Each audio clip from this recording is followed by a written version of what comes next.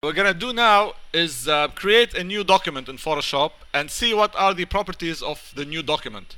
And the properties of a new document will also apply to any image that I open.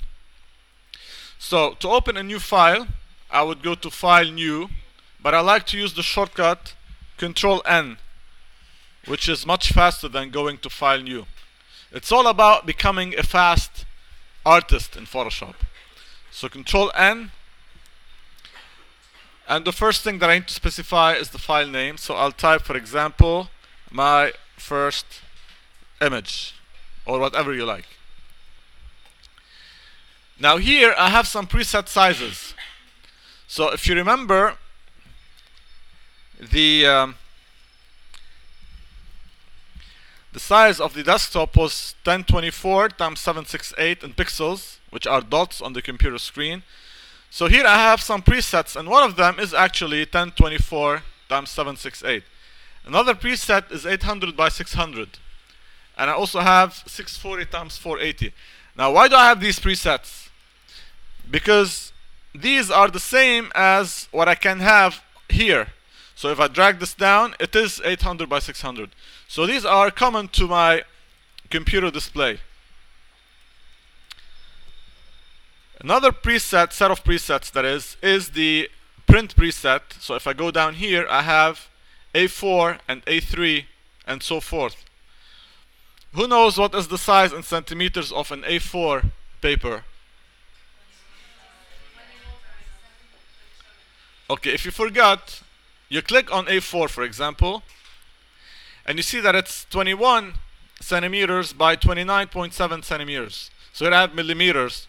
But if I choose centimeters, I would get 21 by 29.7. So you don't have to really remember these because they are there for you as presets. What is a preset? It's something that's prepared earlier for you to use.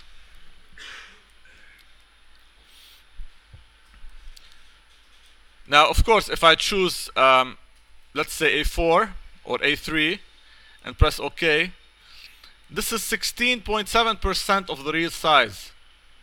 So it's approximately 6.5 times smaller than the actual size. You see, 100% is the actual size. If I divide 100 by 16.7, I'm probably going to get 6.5. Let's try it.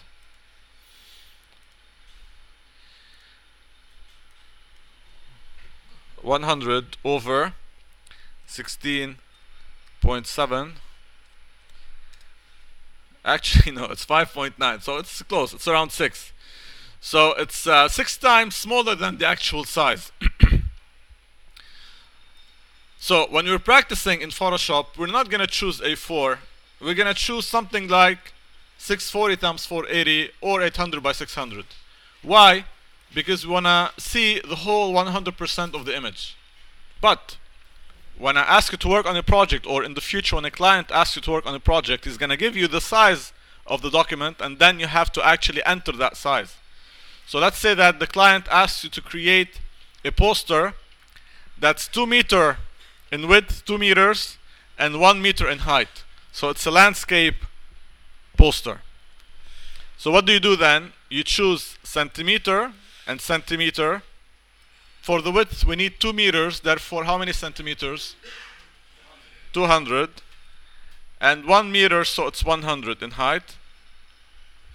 There is another thing that you have to deal with, which is the resolution. I'll talk about it a bit later.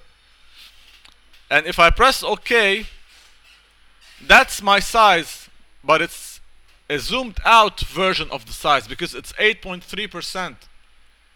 You understand? Because Photoshop will zoom out to fit this image on screen. But if I print it, it's going to be 2 meters by 1 meter. Sorry? Yeah. When you print, it will print with the size that you specified it. Alright? But here, because you want to see the whole thing, you want to work on the whole image. Sorry for this. When you work on the whole image, you're going to get it zoomed out so that you see everything. Now let's see how this relates to an image that I have on my hard disk. If you open and we get, let's say, this image here, I want to place this image over there to have, let's say, a composition of images. It's very simple in Photoshop. You go to your move tool, which is here. Move tool. It's used to move things around. And you drag this image over to that one.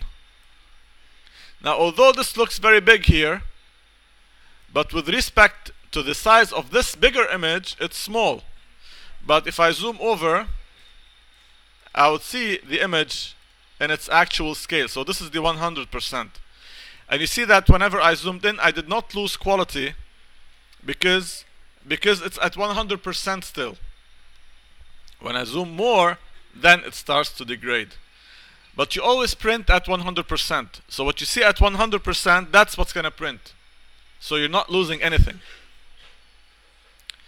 To go to 100%, you can double click on the zoom tool. It takes you to 100%, or you can choose actual pixels. If you choose fit on screen like we saw last time, we're going to see it like this. So that's one image. I want to bring other images, and then I'll ask you to do the same on your machines. Now, where do I find images on these computers?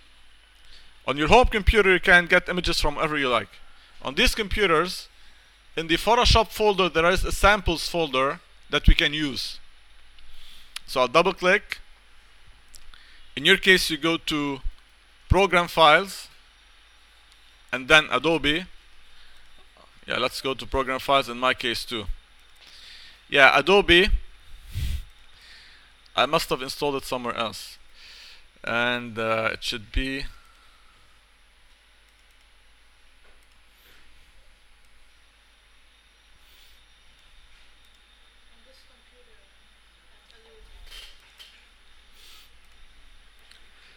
Alright, let's see how we can figure out where something is installed. If I go to my start and then go to search, what I'm looking for is Photoshop.exe.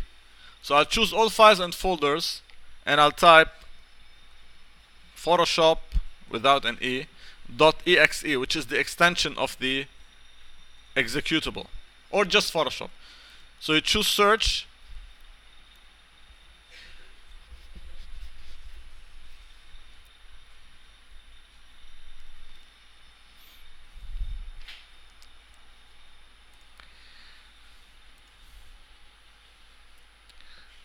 Another way is to actually right click, and there it is. It's much better than the search. Yeah. Okay, I'll repeat it. You go to Start, Programs. There's the shortcut. I want to see where it's installed. Actually, you do get a highlight, but if you right click and choose Properties, that's the location. So in my case, it's CK5 Adobe. So anyway, in your case, you go to Program Files because that's where it's installed, and then Adobe, and then Photoshop, and then Samples. And here you get samples that we can use in our exercise now. So let's say that we want to open a few of them. Dune, and Peppers, and Ranch House, and Old Image, and Pasta. So I pressed Control to add these to my selection. To open them in Photoshop, on one of them I drag down, and then inside the interface I release, and you see that all of them will open. So once they are open, we're going to use the Move tool and drag them over one by one, and then we can close the image.